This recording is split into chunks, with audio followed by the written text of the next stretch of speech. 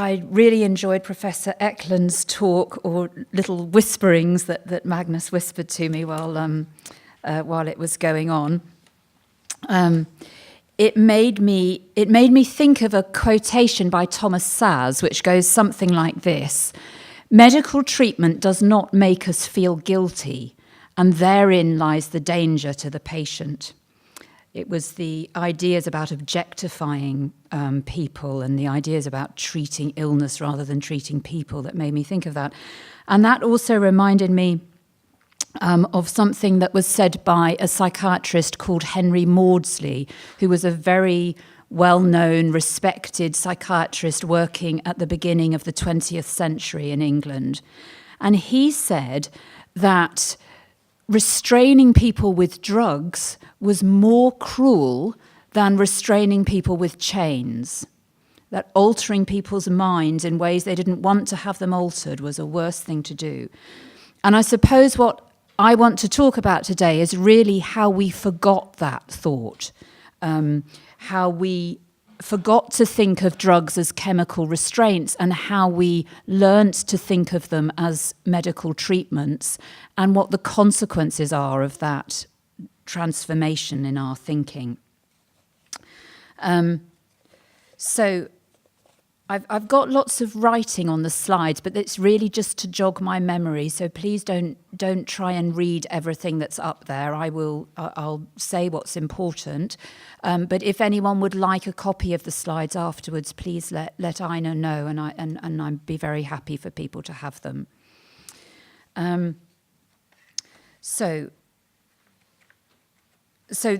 These are just some of the books I've written in case people want to follow up any of my ideas, and one of them is translated into Norwegian. But what I wanted to say first is just to show you this graph, which is out of date now, but just shows you the staggering increase in the amount of drugs that we are consuming for mental health problems in the United Kingdom and across the world. In fact, now not just in the developed world, but in the developing world too. When I looked at the figures, I thought that maybe the use of some drugs would increase but be compensated by a fall in the use of other drugs. But it turned out that was not the case. The use of all drugs, more or less, was increasing. But particularly antidepressants, which is the green line on the graph there. And that increase in use has gone along with very heavy-duty promotion of this idea that what the drugs are doing is reversing an underlying chemical imbalance. So with antidepressants, the message has often been that they're correcting an imbalance in serotonin, which is said to be the cause of depression. And with antipsychotics, it's sometimes said they're correcting an underlying imbalance in dopamine. And this idea of the chemical imbalance is one way of expressing the mainstream view of what psychiatric drugs do, which is that they target and correct an underlying biological abnormality. Sometimes that's said to be a chemical imbalance. Sometimes people talk about there being abnormalities of neural networks. It's never quite clear to me what that means, but that's another idea that's expressed. And what I've been saying for many years is that there's really no evidence for this idea, for this assumption about how drugs work at all. And the reason that there's no evidence for this is that we don't know the underlying mechanisms for any psychiatric disorders or even symptoms. The placebo-controlled trials that form the main part of the evidence on which we use drug treatments do not confirm that drugs work on an underlying disease mechanism. There are other ways of explaining what drugs might be doing. And other evidence that drugs might have effects that target underlying mechanisms is lacking. So what I've done what I've done to try and make this clear is to formulate two different ways that we can think about the way that drugs work in psychiatry when they're given for mental health problems. And that mainstream view is what I've called the disease-centered model of drug action. So this is the idea, as I said, that drugs are working by correcting or helping to correct an underlying abnormal brain state. And this, and that the therapeutic effects arise from the effects of the drug on the underlying abnormality. This is a model that is borrowed from general medicine, where most drugs can correctly be understood to work in this way. So to work in a disease-centered way, the drug doesn't necessarily need to target the ultimate cause of the disease. Drugs may just act on the mechanisms that produce symptoms. Sorry, excuse me. So if you think of treatments for asthma, for example, salbutamol, it doesn't cure, it doesn't remove the cause of asthma, but it relaxes the airways, the bronchioles, and by relaxing the airways, it treats the symptoms of wheeze. It it enables people to breathe more easily. So I'm calling that a disease-centered mechanism, even though it's not acting on the very ultimate cause of the disease. It's acting on the processes that produce the symptoms. And the alternative way of thinking about what drugs do when they're prescribed for psychiatric problems is what I've called a drug-centered model. And this is suggesting that far from correcting an underlying abnormality, what drugs are doing is creating an abnormal or altered state of the brain.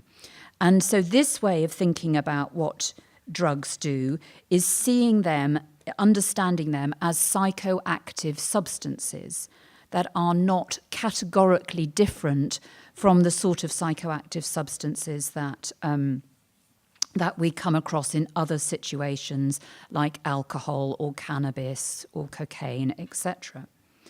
And what this model is saying is that the useful effects of drugs when they occur not because the drugs are rectifying an underlying abnormality, but they occur because the alterations to normal functioning that the drugs produce are superimposed on the symptoms or difficulties that someone is having. So an example I've written down on this table is the use of alcohol for social anxiety. So we know that the characteristic alterations produced by alcohol include feelings of disinhibition, feelings of relaxation. So when someone is very socially anxious, if you superimpose those effects onto their anxiety, it helps reduce the anxiety. We can also think of, we have in English an expression called drowning your sorrows, which means that, when you depressed, depressed, you might go out and get drunk.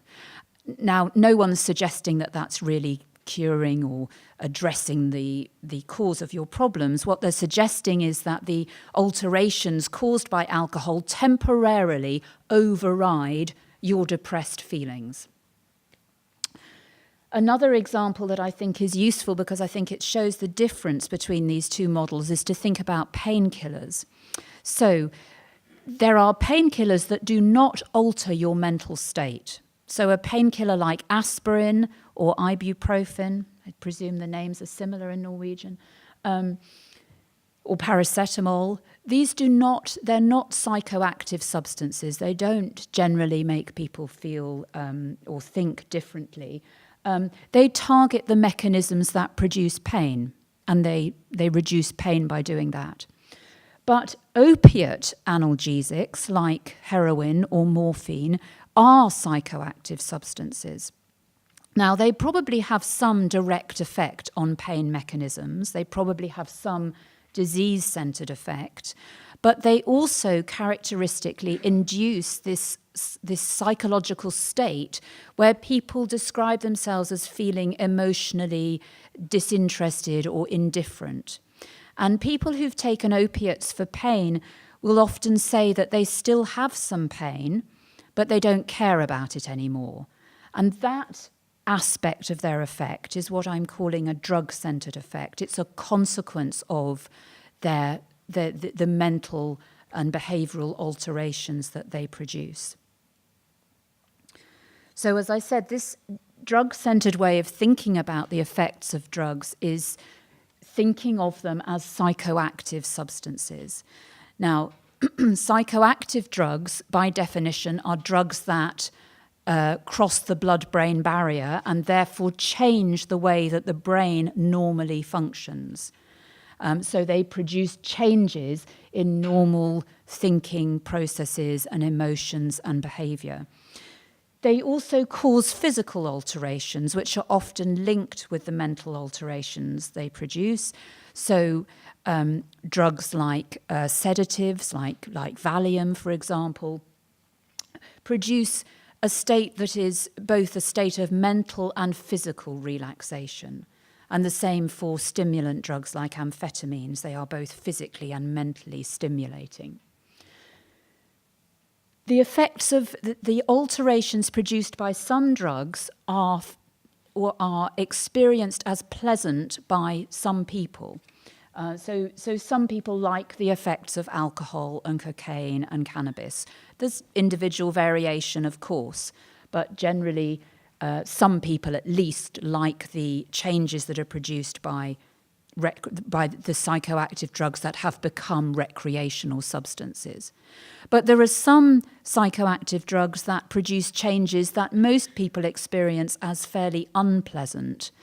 So most people experience taking what we now call antipsychotic drugs as being an unpleasant experience. And the same, strangely, as well with most drugs that are called antidepressants. So people have used psychoactive substances to change their mental functioning for millennia. And one of the reasons they've used them is to alleviate feelings of misery and anxiety and stress. So this is a picture by the English painter William Hogarth of London in the 18th century in the middle of the gin epidemic. So people were drinking a lot of gin, and this is known as Gin Lane, and just showing everyone being very drunk. In the 19th century, people used a mixture of alcohol, people used opium widely, and this preparation called laudanum was very popular, which was a mixture of opium and alcohol. And people used it to deal with pain, but also to deal with depression and anxiety and things like that. Cocaine was a very popular substance in the 19th century as well, and that was also put into tinctures, which were widely available and promoted. And this particular preparation, which was called wine Mariani, after the chemist that concocted it, the Portuguese chemist, it was so popular with the Pope Leo III that it won a gold award from the Vatican. And it was a mixture of cocaine and Bordeaux wine. And of course, the most famous cocaine containing drink was Coca-Cola, which was widely promoted for its stimulant properties, for being able to keep you awake at work. Now, prescription drugs cottoned on to this, these sort of uses of psychoactive substances in the early 20th century, and they were very much promoted for their mind-altering properties in the same sort of way.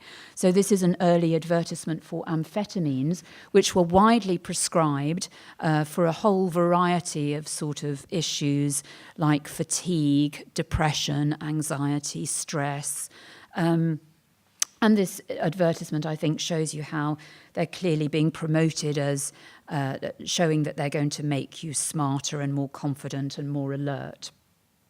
So they're being promoted for the sorts of alterations that they are known to produce. And this is an advertisement for barbiturates, a sedative substance, which are, again, being promoted for their sedative, sleep-inducing effects. As we get into the 1960s and 70s, a lot of barbiturate-like substances are produced, and this one is being promoted to the bored and frustrated housewife.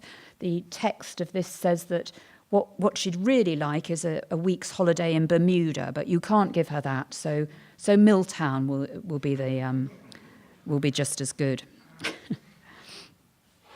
Ritalin, a stimulant drug being advertised to help you get your housework done. And a benzodiazepine drug, oxazepam, is here being advertised to deal with the stress of not being able to get your housework done in time. You will notice that these are all being targeted at women, mostly middle-aged women or women who married women, and those that's still the group that take the majority of mind-altering drugs of any sort. So that is the situation into which modern psychiatric drugs are introduced, and the first drug that's sort of recognisably of the modern generation of drugs was called chlorpromazine, and it was first used by French psychiatrists in psychiatric hospitals in Paris. And when it was introduced, it was thought of, according to that sort of drug-centred model, as a special sort of sedative. And it was referred to early on as a neurological inhibitor, and then later it was widely known as a neuroleptic, which means something similar. Lepsis means to seize or restrain the nervous system. And as I said early on, this was very much understood according to a drug-centred model as a type of tranquilizer. Here it is in 1960 being advertised clearly for its tranquilizing properties. Of course, the fact that it had tranquilizing properties meant that it could be advertised to all sorts of groups, and chlorpromazine and other similar drugs were widely advertised for dealing with agitation in the elderly, for dealing with behavioural problems in children and anxiety in adults, as well as being advertised for the use of schizophrenia or psychosis in people who would have been at that time in psychiatric hospitals. But over the course of the 1960s and 70s, those ideas about what drugs were doing changed, and the idea that these were mind-altering substances was replaced by the idea that they were disease-targeting substances. And quotes from textbooks, which is what is on this slide, started to suggest that these drugs were penetrating to the site of the mechanism of the disease in some way that wasn't quite understood. So by 1970, this is the same drug as this, and by 1970, it's being advertised as targeting an underlying abnormality, as being a targeted treatment for schizophrenia. It's a psychedelic target because it's 1970, but nevertheless it's a target. And it's starting to be referred to, as you can see here, as being an antipsychotic. And a similar process happens with antidepressants. So the first drugs that are suggested to be antidepressant drugs are actually stimulant-type substances that are being used for the treatment of tuberculosis. And the early papers make it very clear that they are stimulant substances, that if people take them for too long, they can become psychotic, they stop sleeping.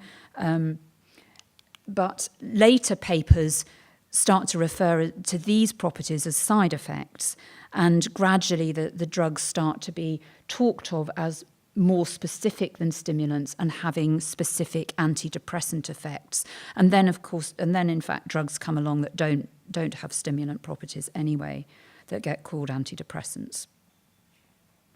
So what happens over the course of the 50s, 60s and 70s is this change from thinking of drugs according to a drug-centered model, thinking of them as psychoactive substances that alter normal mental states, to thinking of them as disease-targeting treatments. And you can see this change most clearly in the way that drugs are named and classified.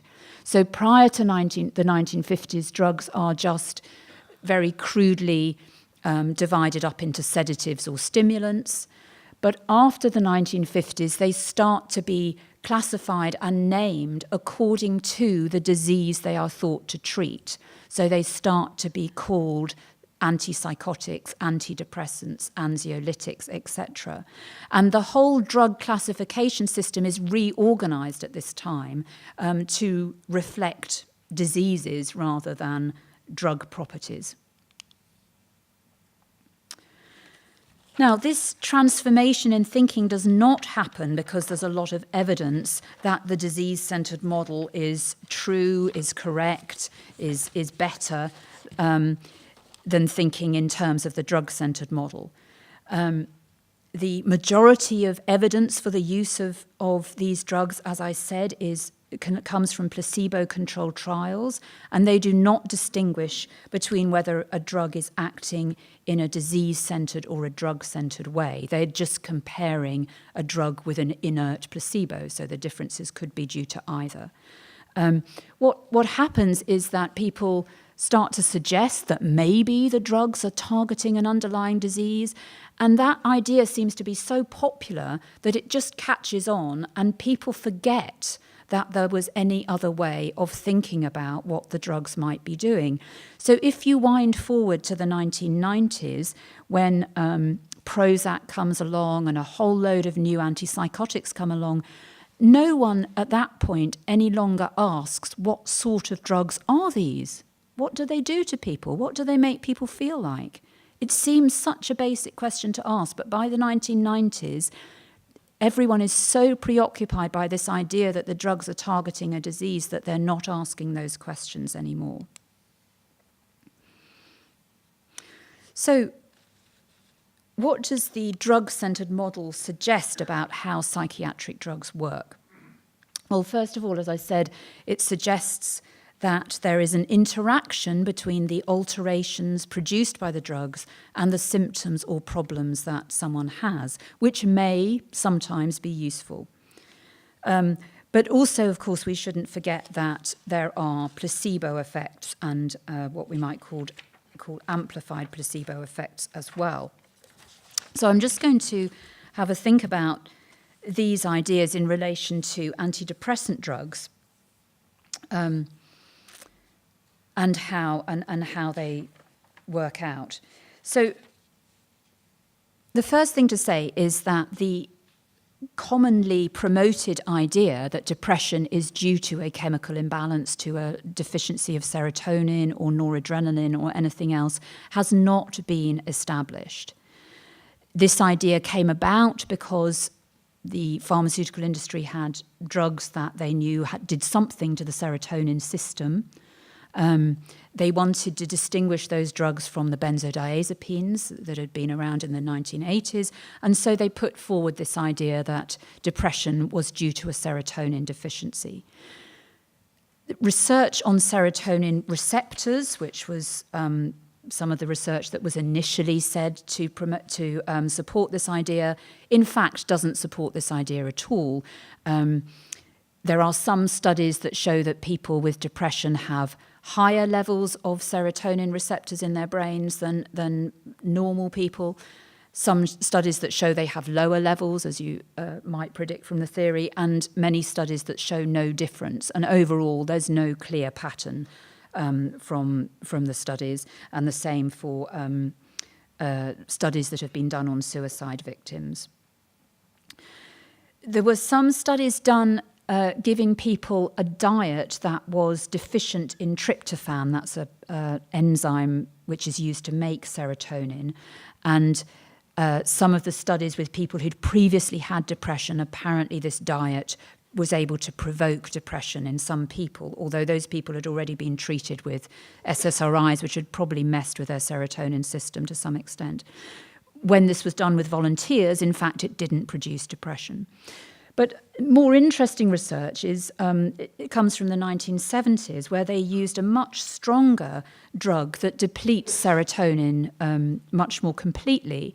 And what this shows is that depleting your serotonin does cause psychiatric problems, but not depression. It causes a state that's characterized by insomnia and aggression, hypersexual behavior, irritability, and a sort of hypersensitivity to the environment. So that's what happens if you deplete serotonin, not depression. Recently, there have been ideas in the UK, at least, that depression might be due to inflammation. And a scientist from Cambridge has just produced this book called The Inflamed Mind. So I started to look into this because I was doing a debate with someone else who has been involved in this research. And the research is based on the fact that some people with depression show increases in some inflammatory markers. But it turns out that all sorts of things affect inflammatory markers. Insomnia affects inflammatory markers. Exercise affects your inflammatory markers. Sleep deprivation. Social class. People vary by social class according to levels of inflammatory markers. And none of these things have been controlled in any of the studies that have looked at these markers in people with depression. So it's highly, highly likely that any association that exists between inflammatory markers and depression is a consequence of the association between inflammation and other aspects of lifestyle, particularly probably sleep, exercise, stress, etc. So what are antidepressants, and might they be helpful? So there are different classes of antidepressants, as you might know, and one of the earliest classes that was introduced in the 1960s, not the very earliest ones, not the treatments for TB, the next generation, are called tricyclic antidepressants. Some of these are still used, like amitriptyline. I don't know if it's got a similar name, yeah. And imipramine, clomipramine is still used. So what sort of alterations do these drugs produce? Well, they're highly sedating drugs, and if you look at volunteer studies, there aren't many, but there are one or two, they show that volunteers feel sleepy, drowsy, have difficulty doing cognitive tests, and show slow waves on their EEG, which is typical of sedating drugs, and find them rather unpleasant to take.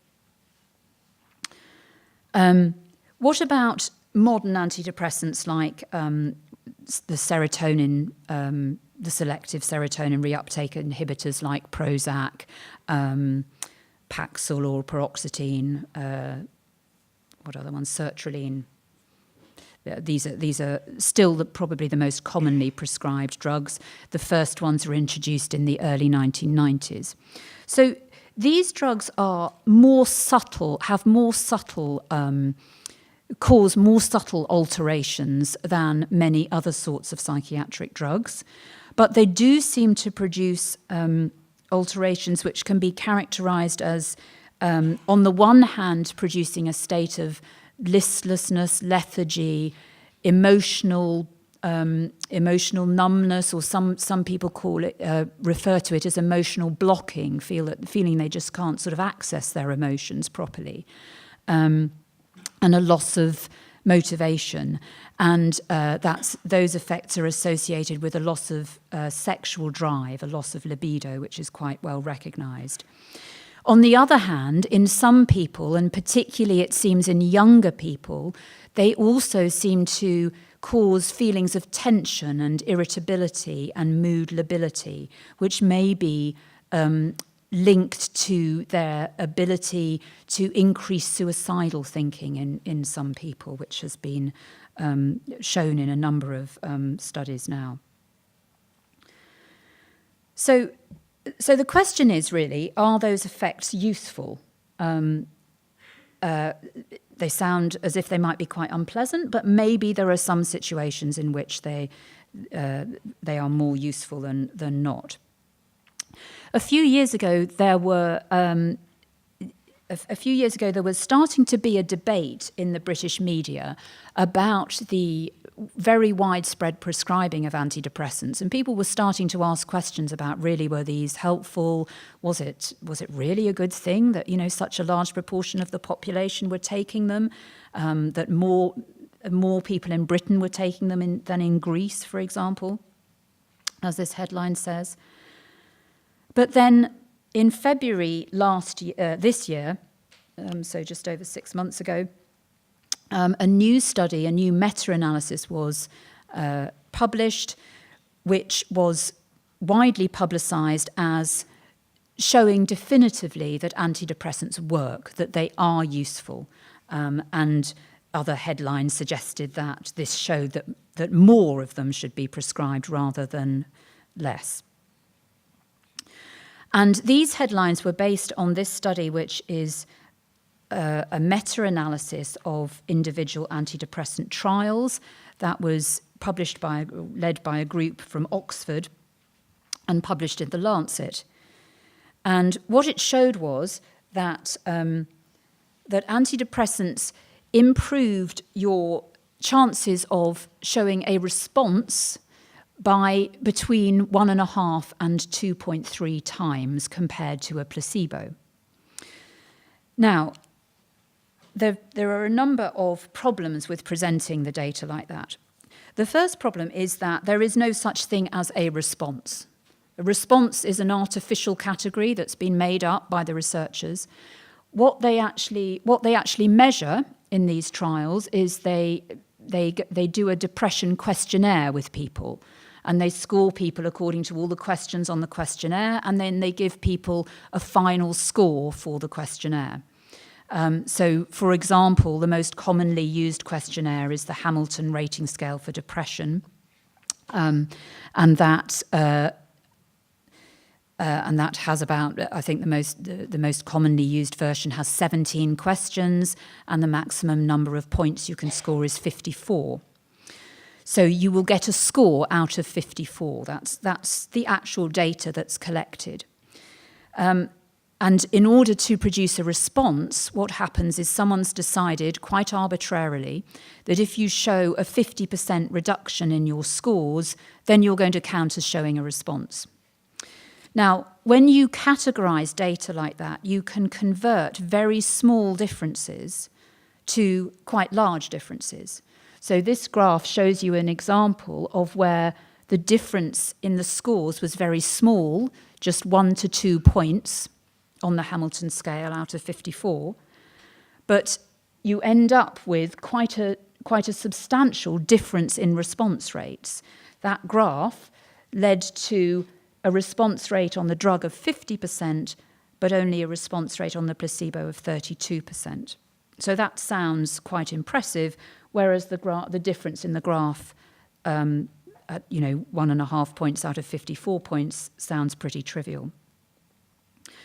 In fact, if you look at this meta-analysis, the results of this meta-analysis and all other recent meta-analyses, they show the same thing. They show that the difference in scores is around what's called 0.3 of an effect size. Now, that doesn't mean very much, but that translates into a difference in Hamilton rating scale scores of between 1.7 and 2.5 points. And remember, the maximum score is 54, so that's not very many. And in fact, if we compare Hamilton score changes with categories of improvement on another instrument called the Clinical Global Improvement Scale, you can see that you need 3 points to show any sort of more than 3 points to show any sort of change. At 3 points, you're rated as showing no change on the Clinical Global Impression Scale. you need to show 8-point difference to be rated as showing a minimal improvement, and a 14-point difference to be rated as showing a substantial improvement. So a difference of 2 points on the Hamilton score or less is a very trivial difference that would basically not be noticed by someone who was making a sort of clinical judgment about whether or not you'd improved.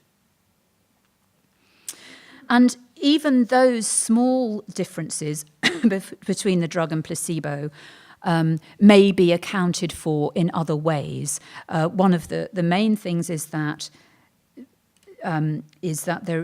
these double-blind trials are probably not securely double-blind because, of course, a placebo is an inactive substance. You're comparing that with a drug which is an active substance, which is going to have some side effects.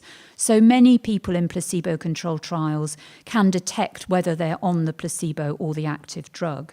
And nowadays, people get lots of information about all the side effects they might expect. They have a very detailed explanation about the fact that they're going to be randomized and they don't know what they're going to be randomized to. So people actually, I've worked on a trial, and I know that the people who are randomized in trials spend a lot of time trying to work out what they're taking, whether they've got the real drug or not. So it's very likely that even though trials are supposed to be double-blind and supposed to control out the placebo effect, that there still is a placebo effect because people are still going to be having a different experience taking the actual drug from taking the placebo substance. And if you look at the effects of antidepressants in real-life studies, that's not trials which are placebo-controlled and short-term, but real-life studies that follow people up for longer, the results are really quite poor. So this was a massive trial that was conducted in the United States, by far and away the biggest trial ever done of antidepressants. It involved 4,000 patients. And what it found here is that the proportion of people who got better in the first place is the second column, so that's maybe about a third of the population. But the proportion of people who stayed well, stayed in the study and stayed on their prescribed medication and didn't relapse was very, very small. It was 150 people out of 4,000. That's not to say that some of the people who dropped out probably got better too, but they didn't like the drugs they were prescribed, so they dropped out. So again, it wasn't really successful for them either. That was called the STAR-D trial, and the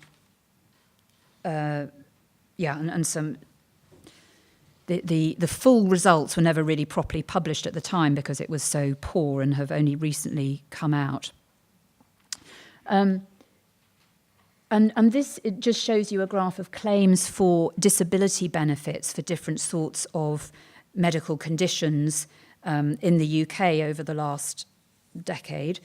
And what you can see here is a huge increase in the amount of disability claims for mental disorders, the majority of which consist of anxiety and depression. And that's at a time where there's been this huge, huge increase in the prescribing of antidepressants. So clearly, they're not really helping people get back to work or get really well again. So it doesn't seem from the research as if they have many useful effects, in depression at least. What about their adverse effects? Well, sexual impairment is very common while people are taking them. About 60% of people experience some form of sexual impairment, sexual dysfunction. But what is less well known, and I think very worrying, is that sometimes this problem can persist after the drugs have been stopped. So there are increasing reports of this happening.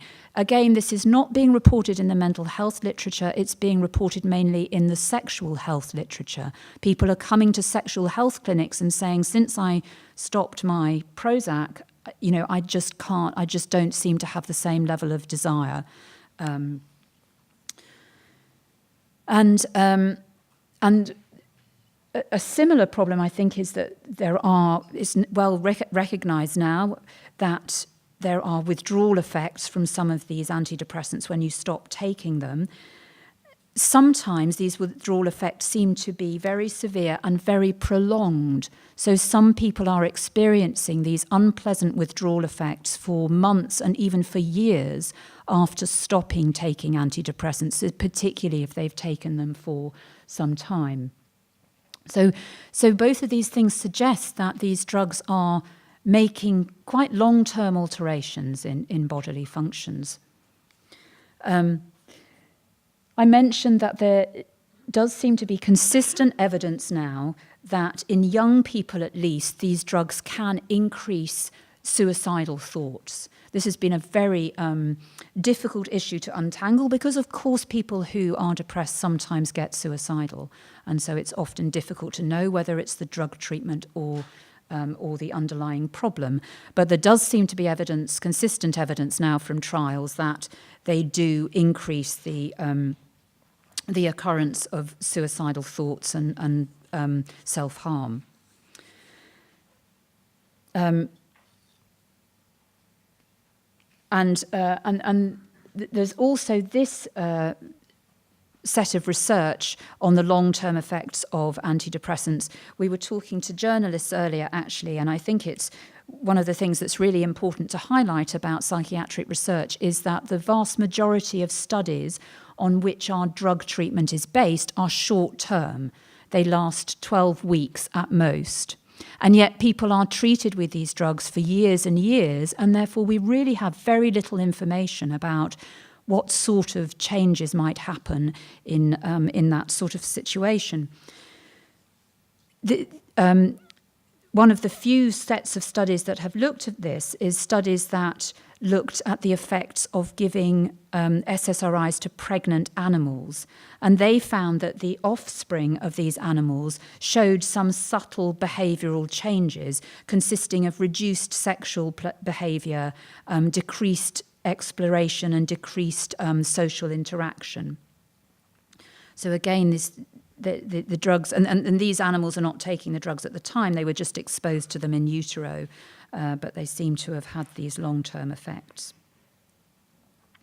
So thinking about the treatment of depression from a drug-centred perspective, I think suggests to us that that probably the effects of antidepressants are not that useful. They do seem to have this emotion-blocking effect, and there may be times when people are feeling deeply, deeply unhappy when that sort of effect is welcome or is a relief. But the trials don't really seem to suggest that even that makes a substantial difference. I don't want to give you the impression that the serious adverse effects are common, the sort of prolonged withdrawal symptoms or the sexual dysfunction. We don't know how common they are. I suspect they're not that common, but they do happen. It is a risk of taking these drugs. So my feeling about antidepressants is that in most cases it is not worth taking them. If someone is very agitated or anxious, then temporary use of a sedative drug might be useful to help sleep or just to help someone calm down or get through a stressful period, but it should always be temporary because we know those drugs are also associated with nasty withdrawal effects. I would really, really recommend this book by a journalist, an American journalist called Gary Greenberg, called Manufacturing Depression. It's really interesting. He puts himself into an antidepressant study and talks about how he tries to work out whether he's getting the real drug or not. But an episode in this I found very interesting was he recounts an episode of taking ecstasy with his girlfriend before, when he goes to a concert. He describes himself, the reason he went into a trial, he describes himself as a sort of chronically miserable, grumpy and pessimistic person who thinks he might qualify for a diagnosis of dysthymia or chronic mild depression or something like that.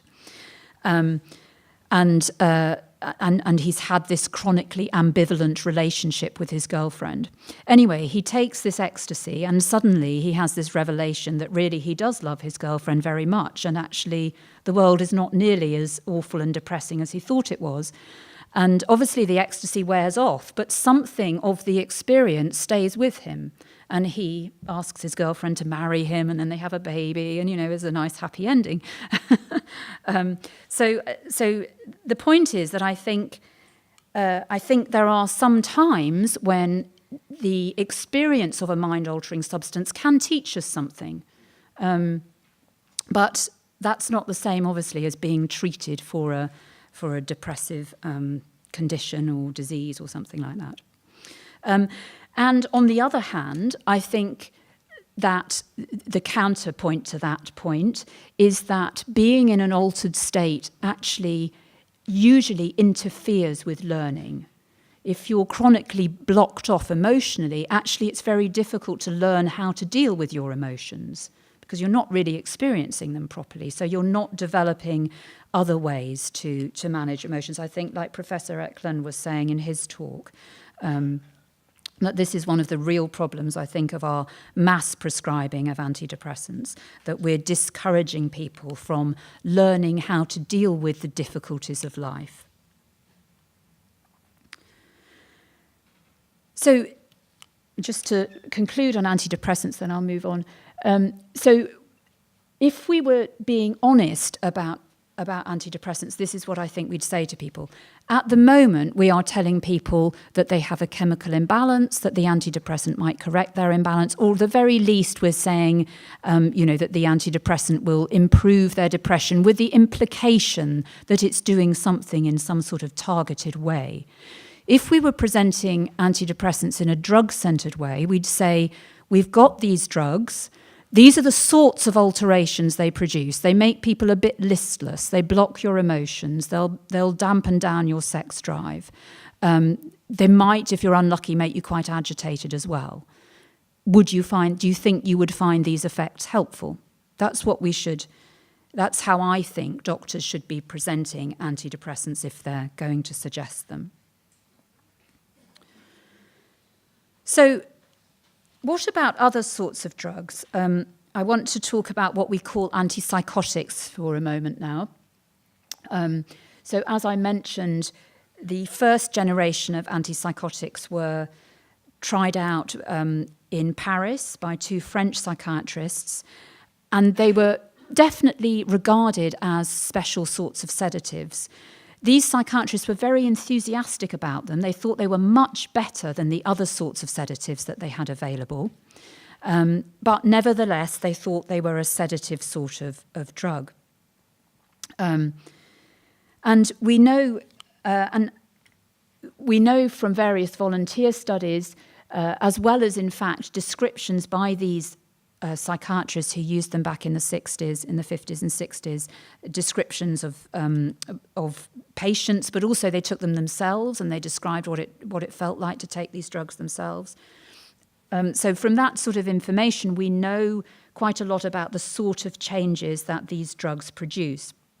And also there have been animal studies looking at how they change animal behavior. And these studies are very consistent. They show that these drugs reduce movement, impair cognitive function, reduce your reaction times, reduce your attention, impair your memory, reduce spontaneous activity. Subjectively, people describe feeling sedated and tired, but also emotionally flattened, lacking in initiative and motivation. There was a really interesting study done by a psychiatrist called David Healy, who some of you may have heard of, who's done a lot of interesting work on psychiatric drugs. So he was working in a psychiatric hospital, and he randomized members of staff to have a dose of an older generation antipsychotic called droperidol, or a dose of Valium, or a placebo.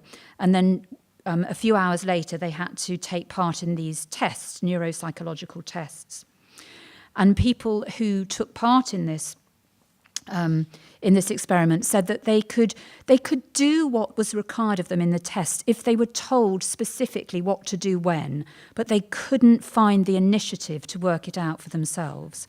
So one of them describes how he couldn't even get a sandwich out of a sandwich machine. He just couldn't work out how to put everything together.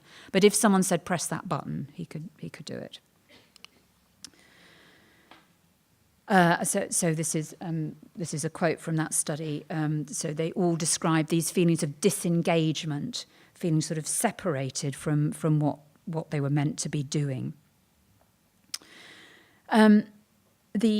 This is one of the French psychiatrists, Pierre Dennecker, who used these drugs early on, and he proposed that what the early antipsychotics were doing was actually producing a mild form of Parkinson's disease, and they were basically replacing the psychosis or schizophrenia with Parkinson's disease.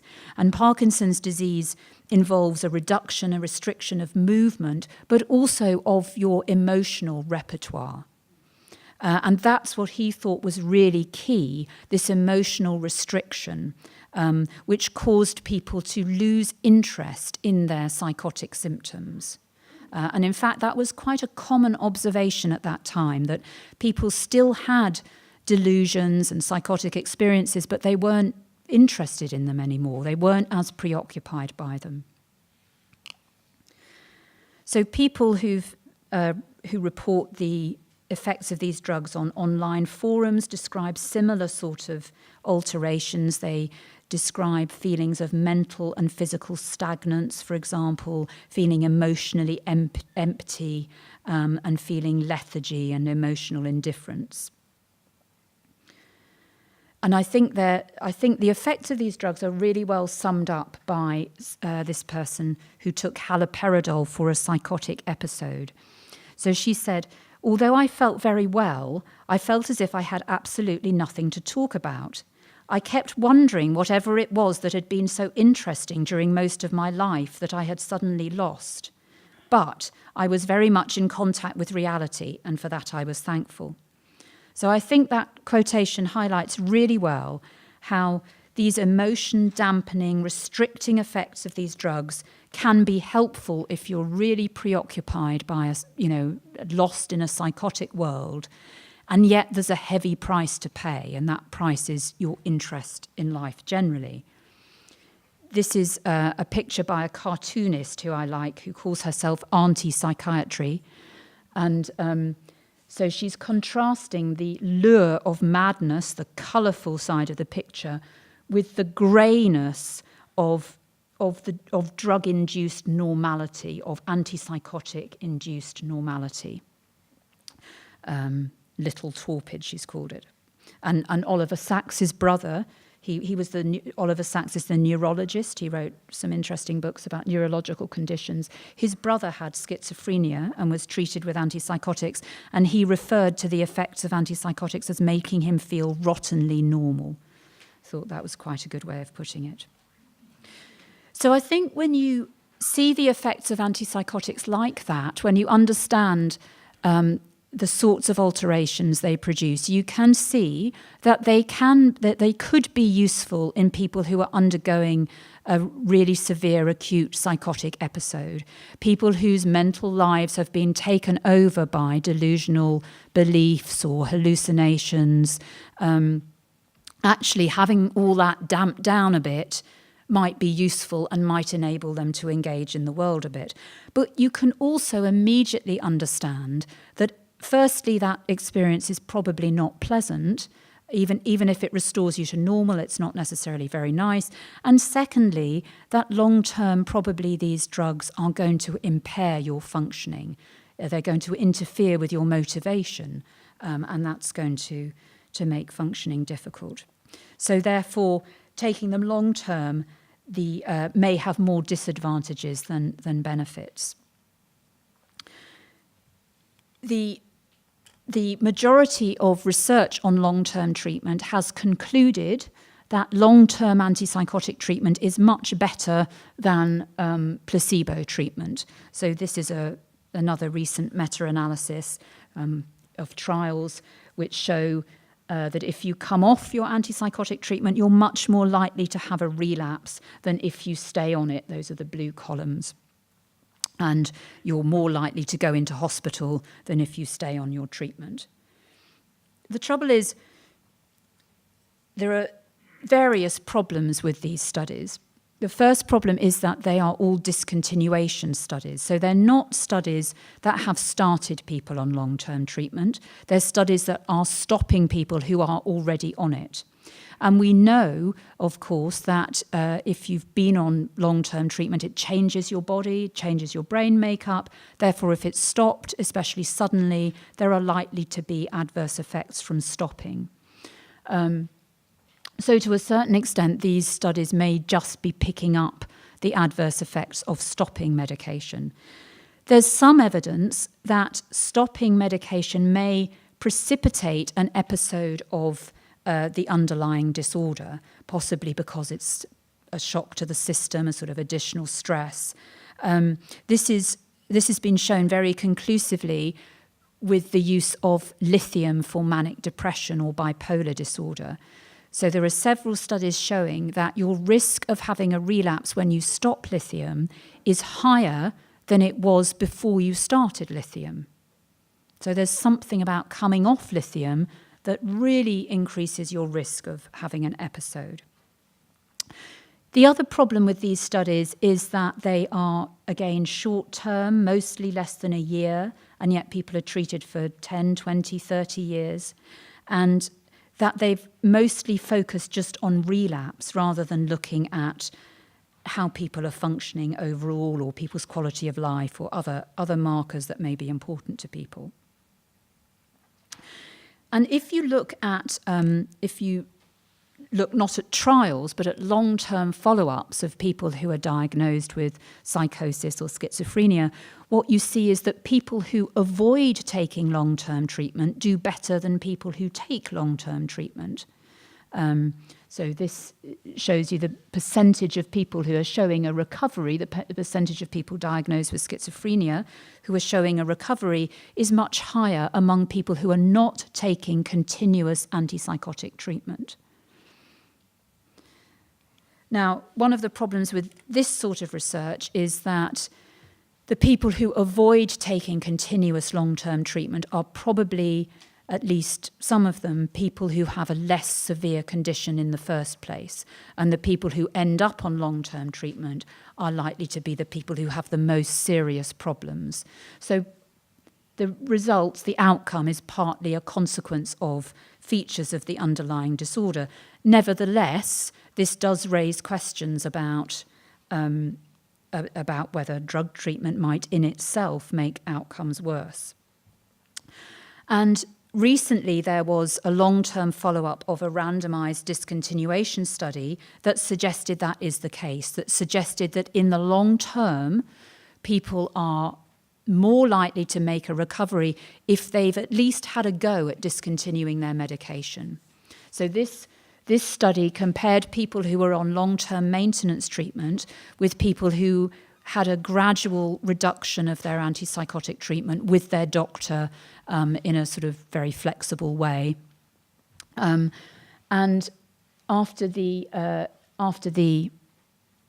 had an 18-month follow-up, which showed that there were higher rates of relapses, no particular benefits to discontinuation. It was just reported as yet another trial that shows that maintenance treatment is the right thing to do.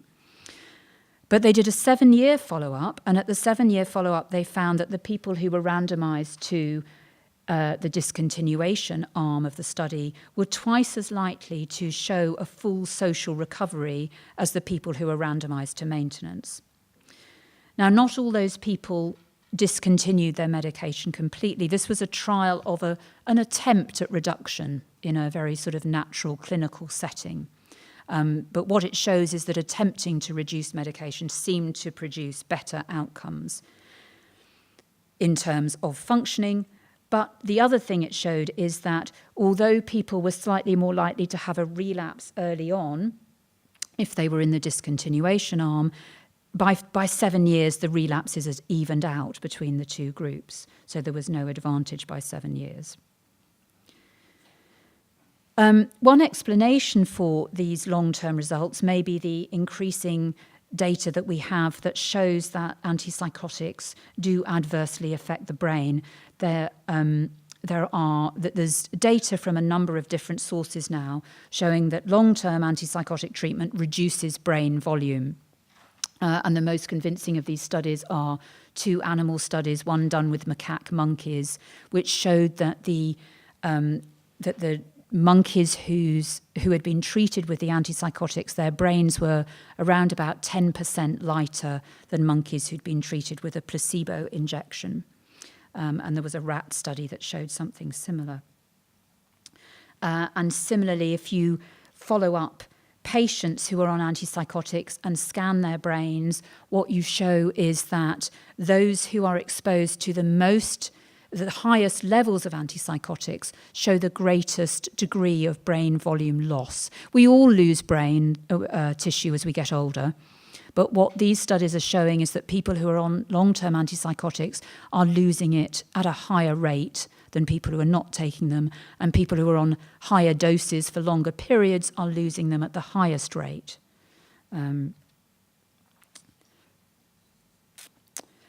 So what I think that shows about antipsychotics is that they may well be useful for the treatment of people who have acute serious psychotic episodes. Some people can get through those without antipsychotics, but I think for some people it is the right thing to do to use drug treatment. But long-term antipsychotics have lots of disadvantages. There are lots of other adverse effects. People drop down dead of heart conditions, get put on weight and get diabetes and things like that, as well as the brain volume reduction. So it seems to me that we've got to avoid them if we can, and we need better evidence about the pros and cons of long-term treatment. So I've started doing, I've been doing this for a couple of years now, a study called the RADAR trial, which is an attempt to replicate the Dutch study by Lex Wondering, that one. But we're doing it in a wider group of people. We've got a 2-year follow-up initially, but hopefully we'll get longer follow-up after that. And we're looking at social functioning as well as relapse and symptoms and neuropsychological performance. And I'm just mentioning this really because I want to say it's been funded by the British government, by the research arm of the National Health Service. So it's not just me that's saying this is a concern. There are lots of people starting to think, actually, these drugs are really have some really serious adverse effects. We really need to be clear about whether long-term treatment is a good or a bad thing. And that's just how the trial's going to look. So I've almost finished, because you've been sitting here for a long time. I'll just say a couple of words about bipolar disorder.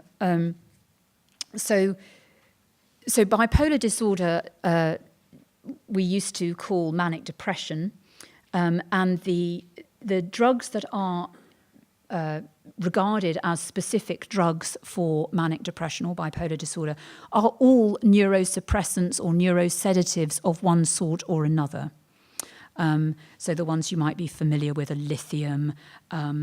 Various anti-epileptic drugs have made their way into treatment for bipolar disorder through various convoluted routes, and antipsychotics have become a major treatment for bipolar disorder too nowadays.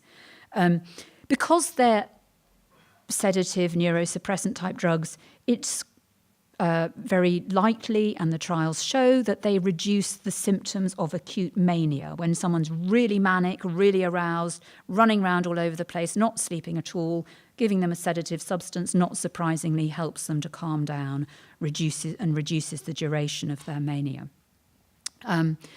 Now, there are again, lots of discontinuation studies suggesting that these drugs can also prevent the recurrence of an episode of manic depression. But as I said earlier, they're flawed by the fact that they're discontinuation studies, and certainly for lithium, there's very good evidence that actually when you come off lithium, your risk of having a relapse is unnaturally raised. It's raised above what it would be anyway.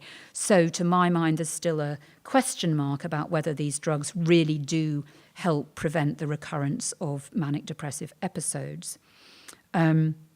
I can't see any logical reason why these drugs would really help with depression, other than, I guess, drugs like antipsychotics, as I've been saying, suppress emotions, and some people may find that sort of effect useful. There's no evidence, this is important, that they reduce mood variability. No evidence at all. There have been a couple of studies of lithium, and it doesn't do that. And this is important because our concept of bipolar disorder has expanded recently, so that it used to be, manic depression used to be a very rare syndrome that consisted of people having really very dramatic manic episodes that would almost always land them in hospital. Whereas now there is this idea that there is a whole spectrum of bipolar conditions, and that people who have mood fluctuations can be thought of as having a bipolar condition. And people like this are getting started on bipolar drugs. And these drugs, they include antipsychotics. These drugs have serious adverse effects. They've never been tested in people who have the sort of wider version of bipolar disorder. They're all tested in people who have the classical form of manic depression. And they've not been shown to help mood variability. So I think these drugs are currently being prescribed to a lot of people really on false pretenses. I think a lot of people think they're taking them for one thing, but actually they've been tested for a quite separate thing. And, there was a story, in fact, in the Times newspaper in the UK by a journalist who thought he had bipolar disorder. He read up a lot on the internet, and he went to his doctor and persuaded him that he did have bipolar disorder. He said he exaggerated a few little things, but, it told him he'd been partying a lot and up at night and couldn't sleep, was given a diagnosis and was put on a medication for bipolar disorder. And then he finally, 4 years later, decided, actually, I better get myself off this medication, got himself off, and he said it was like waking up out of 4 years of just being asleep. And he just couldn't believe how he'd lost 4 years of his life. And looking back on it with a bit more perspective, he felt that actually, yes, he was having a difficult time, but not that he had bipolar disorder at all. So this just last few slides.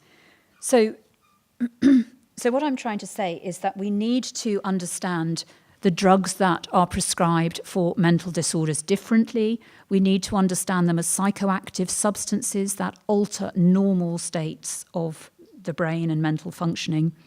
And that we've been misled into understanding them as disease treatments. We've been misled by this disease-centered model, which has obscured the fact that they are mind-altering substances. Why is this so? I think a number of influences have come together, a number of interests have come together to bolster and promote this disease-centered way of thinking about drug treatment. Professional interests, the psychiatric profession have wanted to be able to present their treatments as medical treatments for a long time. It was part of their campaign to become the preeminent profession. And then it became particularly important during the 1960s when the recreational drug scene got going. So I didn't know until recently, but the recreational drug scene really gets going with the diversion of prescription substances. In 1970, in America, 1 in 5 people is prescribed an amphetamine. The rates of prescribing of amphetamines were absolutely enormous. And so it was very important for psychiatrists in particular to distance themselves from that issue as recreational drug use started to take off and get a bad name. That's one strong reason why I think they had to start thinking of their treatments as disease targeting. The pharmaceutical industry, of course, have made a lot of money out of promoting their drugs for all sorts of disorders. They did quite well using a drug-centered model in the early days, as I showed you with those advertisements from the mid-20th century. But then the benzodiazepine crisis happened in the 1980s, in which it became apparent that benzodiazepines like Valium and Librium had been widely prescribed to people really just to keep them quiet, to people who were having life problems, to keep them quiet. That scandal was part of the scandal. There was also the scandal that their withdrawal effects had been covered up. But the fact that they'd been so widely prescribed and been prescribed because of their mind-altering effects was part of the scandal. So in the 1990s, when Prozac and the new generation of antidepressants come along, the pharmaceutical industry have to market them as something different. It's no longer okay to tell people, we've got this drug, it's going to get you a bit out of your head, and that might help you a bit. That's no longer okay. You have to tell people you have a disease and you need to take this to correct your disease. And you can see how effective this marketing can be, I think, with this advertisement for Zyprexa. So Zyprexa is an antipsychotic that makes people gain an enormous amount of weight. And it's immediately obvious if someone's on Zyprexa and put on weight that they've taken a chemical that's altered their bodily function. But this advertisement says antipsychotic medicines are believed to work by balancing the chemicals found naturally in the brain. So it makes it sound like almost like a homeopathic substance, as if it's completely innocuous. And this sort of marketing even enabled these substances to be marketed to, for the use in young children. For example, in this advert from 2004. And this was all part of the early intervention movement, which was partly funded by pharma to try and increase prescribing in young people. But I don't think any of these things would have worked if there hadn't been political support, really, for this whole project, political support for the idea that life problems are medical problems and there's a quick fix in the form of a drug treatment. It's a politically expedient idea, especially at times of great social change, and events like the recent economic crisis. So, I've just got a few concluding words. I think I've already said all that, and I'm going to stop because I'd like to take a few questions maybe directly after the talk, if that's all right. So thank you very much for listening. I hope that's been useful.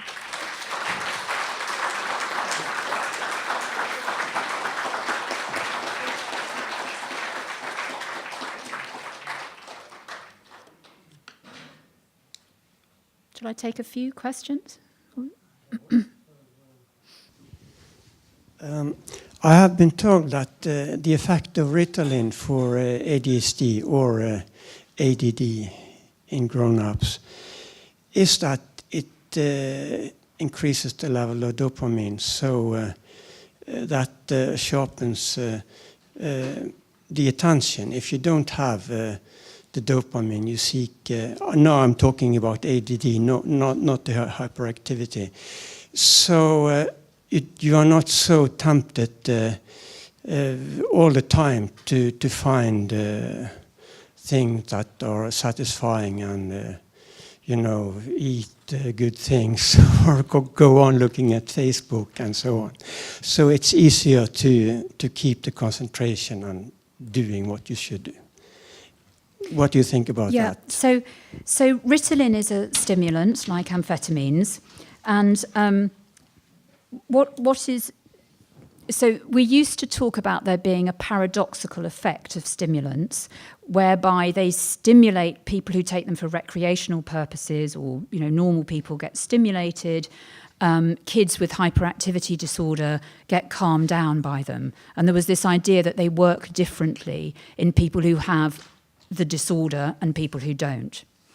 That's not true.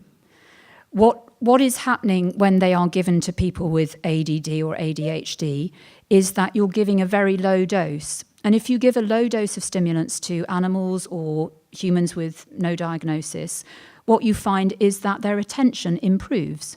like if you have a cigarette or a glass of coffee, a mug of coffee. Low-dose stimulants improve attention, focus people, and actually calm people down, and calm animals down. And they do affect dopamine, but they also affect noradrenaline. They affect all sorts of neurotransmitters, but actually their main effects are on noradrenaline rather than dopamine.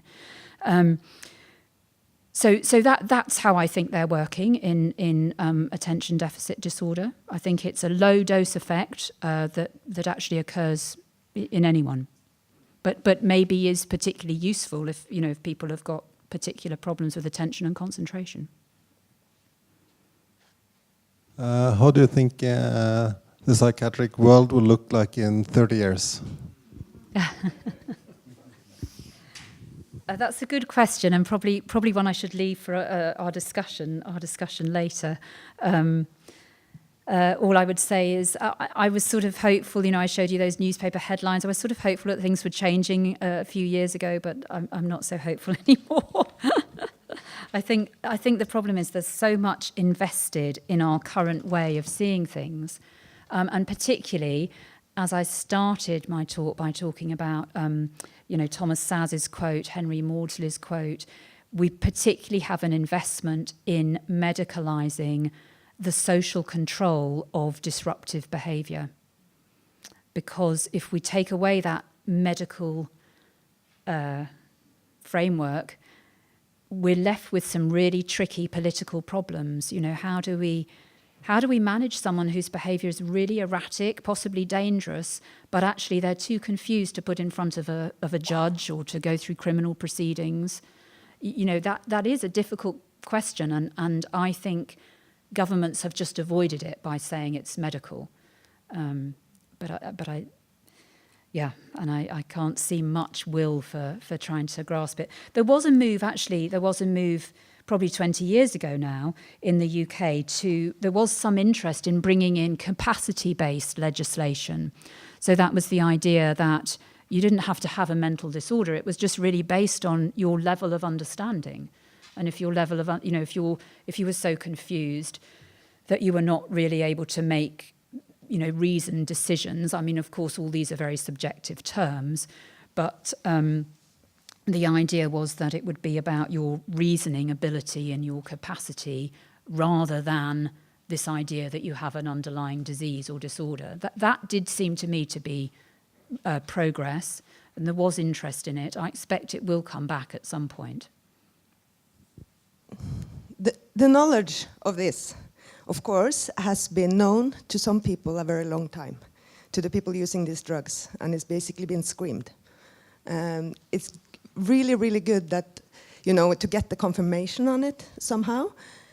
But you had a picture up there of the Mental Health Act. And I don't know how to put this in a question, but what I experienced from the last 10, 15 years, while this information has become more and more widely known and recognized somehow, even though there is a long way to go before it's actually getting a consequence. That goes for the people with mild disorders, the people that are boxed in, not having too big problems. That is a problem that is overused. But the people who are forcibly medicated with exactly the same drugs, we kind of, not we, you, not you, but keep them, that they should still have them. They're not good for the general population, they're not good for the people who don't have too big problems, but still with the same, with this evidence, it's so totally unacceptable to continue to forcibly medicate people. And I would wish that also the people who deal with the science would emphasize this stronger. That's a really good point. So I do work I still work in a service with some people who've got really serious problems, and I personally believe we have to have some system that is going to contain people who are behaving very erratically, really, really not making logical judgments, and can be dangerous for those reasons. And maybe sometimes that could involve the use of drugs. I think if we did it honestly, then we'd have to put in an awful lot more scrutiny. There'd have to be legal controls. Henry Maudsley is actually suggesting way back at the beginning of the 20th century that there should be judges involved in the decisions to medicate people, that should go to a tribunal or some sort of legal authority. It shouldn't be a medical decision. So I think there could be ways of using forced medication that would be fairer and more transparent and better scrutinised. And I think there are probably some situations, I think, where that is necessary. When I've seen people who are really, really disturbed, I feel that probably that, I don't know, the other option is that they're locked in a padded cell for a very, very long time, and that doesn't seem very nice either. Although there was a very interesting German study which asked people after they'd been discharged from hospital whether they preferred chemical sedation or physical restraint. And most people said they preferred physical restraint. Yeah. So in the short term, certainly, I think that might be preferable. But I'm sure we'll come back to that and to that gentleman's question. Okay, thank you. Sorry for going off the programme a bit.